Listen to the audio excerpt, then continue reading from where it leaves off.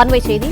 வக்ஃபு சட்டத்தில் மத்திய அரசு கொண்டு வந்துள்ள திருத்தங்கள் முஸ்லிம் சமூகத்தினரின் உரிமைகளை பறிக்கும் வகையில் இருப்பதாக ஏபிஎஸ் எதிர்ப்பு தெரிவித்திருக்கிறார். வக்ஃபு சட்ட திருத்தம் அரசியலமைப்பு சட்டம் வழங்கியுள்ள மத சுதந்திரத்தை மறுக்கும் வகையில் இருப்பதாகவும் ஏபிஎஸ் தெரிவித்துள்ளார். இதுகுறித்த கூடுதல் விவரங்களை செய்தியாளர் ராஜகுமரன் வழங்க கேட்கலாம். ராஜகுமரன், வணக்கம். விவரங்களை சொல்லலாம்.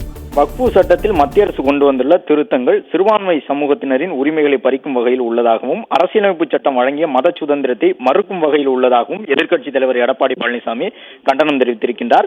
இஸ்லாமியர்களின் நலனுக்காக இஸ்லாமியர்களால் அர்ப்பணிக்கப்பட்ட சொத்துக்களை அவர்களிடமிருந்து பறித்து அரசு நிர்வகிக்க நினைப்பது தவறானது என்று குறிப்பிட்டிருக்கக்கூடிய எதிர்க்கட்சித் தலைவர் வக்ஃபு வாரியத்தில் இஸ்லாமியர் அல்லாதவர்களையும் நிர்வகிக்க ஒப்புதல் அளிக்கும் திருத்தம் ஏற்புடையதல்ல என்றும் குறிப்பிட்டிருக்கின்றார்.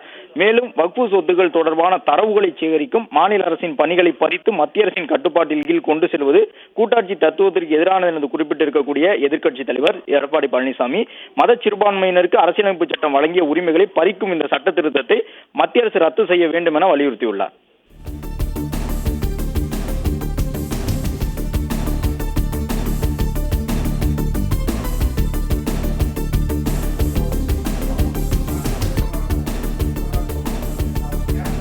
விவரங்கள்